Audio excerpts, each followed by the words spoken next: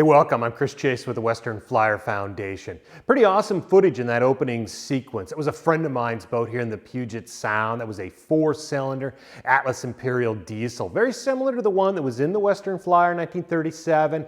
The Flyer had a 6-cylinder. His is a 4-cylinder. But a couple of weeks ago, I had the opportunity to sit down with him. He is kind of one of those go-to people here in the Puget Sound. There's not a lot of people that still have the knowledge of working on these type of engines, and he is one of those people you go to if you own, again, a Washington, an Imperial, maybe an Atlas, and you got to have questions about how to work on that engine. I had a chance to sit down with him and get the back history of the engine, some insight into what was in the Western Flyer in 1937.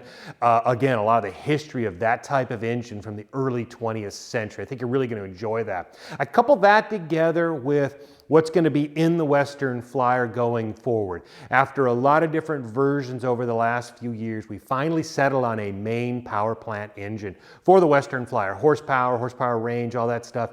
And the next episode in this series that is about the restoration, I'm currently editing that episode up, will be spotlighting the old and the new engines of the Western Flyer. So that's going to be super cool. Look for that really soon.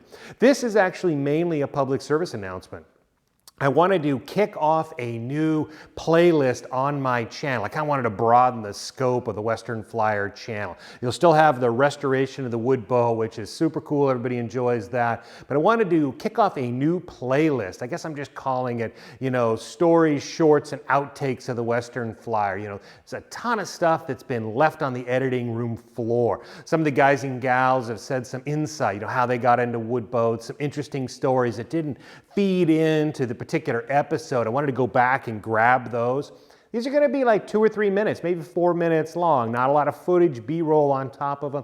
Literally just people telling stories about kind of the why of the Western Flyer. Why they got into boats, why we're restoring this boat. I got a couple of the board members that read some of their favorite passages from the log from the Sea of Cortez. So I hope you really enjoy this. I'm going to do one every week, see how long I can do it. There are endless stories, so I imagine I can do this for a while, and I really hope everybody enjoys it and sticks with it and not just tunes in for the restoration of the wood boat. This first one is actually going to kick off with Jordan. Maybe many of you remember Jordan.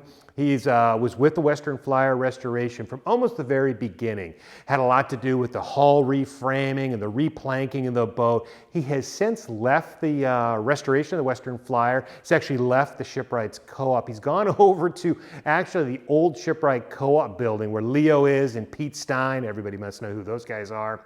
And he's renting space in there. So it's kind of a cool little new cooperative that's kind of growing there in the middle of the Port of Port Townsend. He joined that. But back when I was interviewing him, I think it was back in the spring of 2020, he had some just interesting insight on what it means to be a wood shipwright. These are unedited. They're exactly how they said it. I'm not trying to bunch them up and make them look better. So, they are raw and passionate about the why of the restoration. Anyway, I really hope everybody enjoys them.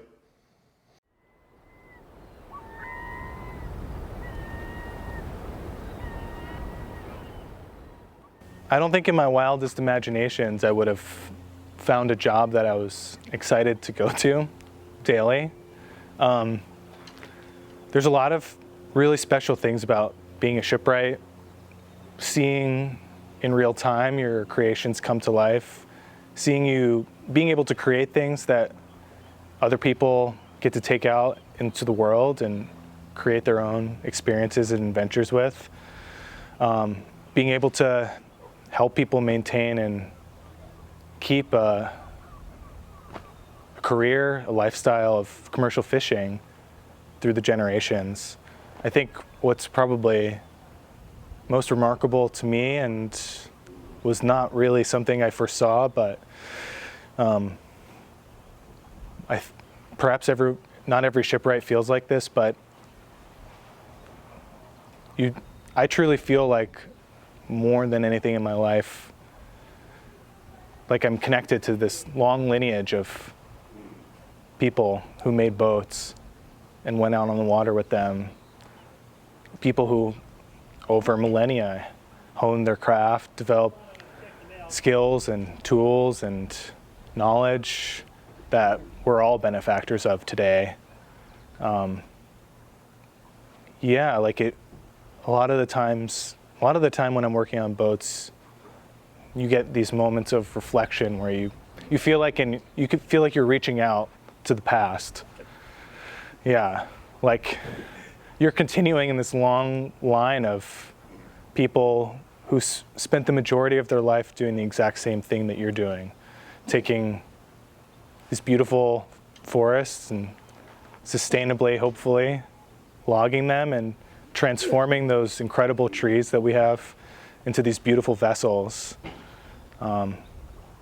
It's a really special part of this job to me.